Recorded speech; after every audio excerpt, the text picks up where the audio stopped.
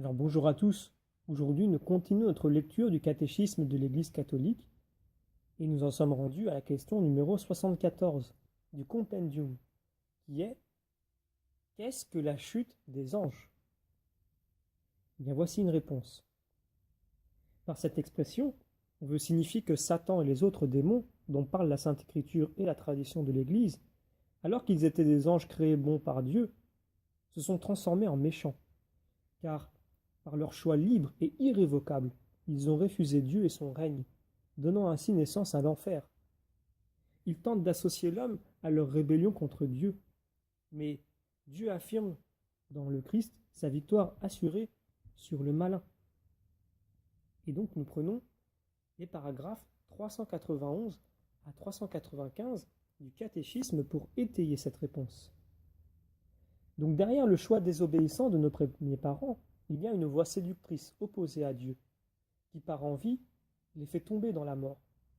Voit notamment Genèse 3, versets 4 à 5, ou encore Sagesse 2, 24. L'Écriture et la tradition de l'Église voient en cet être un ange déchu, appelé Satan ou diable.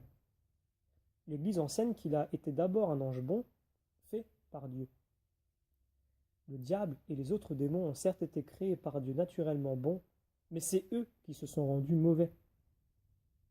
L'Écriture parle d'un péché de ces anges. Cette chute consiste dans le choix libre de ces esprits créés qui ont radicalement et irrévocablement refusé Dieu et son règne. Donc l'endroit où l'Écriture parle d'un péché de ces anges se trouve en 2 Pierre, chapitre 2, verset 4. Nous trouvons un reflet de cette rébellion dans les paroles du tentateur à nos premiers parents, où il leur dit « Vous deviendrez comme Dieu » Genèse 3, 5. Le diable est pécheur dès l'origine, 1 Jean 3, 8. Père du mensonge, Jean 8, 44. C'est le caractère irrévocable de leur choix, et non un défaut de l'infinie miséricorde divine, qui fait que le péché des anges ne peut être pardonné. Saint Jean Damascène disait « Il n'y a pas de repentir pour eux après la chute, comme il n'y a pas de repentir pour les hommes après la mort. »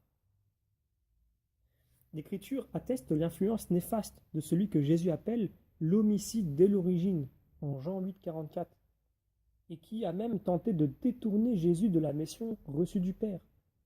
Matthieu, chapitre 4, première partie. C'est pour détruire les œuvres du diable que le Fils de Dieu est apparu. Pouvons-nous lire en 1 Jean 3, 8. La plus grave en conséquence de ces œuvres a été la séduction mensongère qui a induit l'homme à désobéir à Dieu. La puissance de Satan n'est cependant pas infinie. Il n'est qu'une créature, puissante du fait qu'il est pur esprit, mais toujours une créature. Il ne peut empêcher l'édification du règne de Dieu. Quoique Satan agisse dans le monde par haine contre Dieu et son royaume en Jésus-Christ, et quoique son action cause de graves dommages, donc de nature spirituelle et indirectement même de nature physique, pour chaque homme et pour la société, cette action est permise par la divine providence qui, avec force et douceur, dirige l'histoire de l'homme et du monde.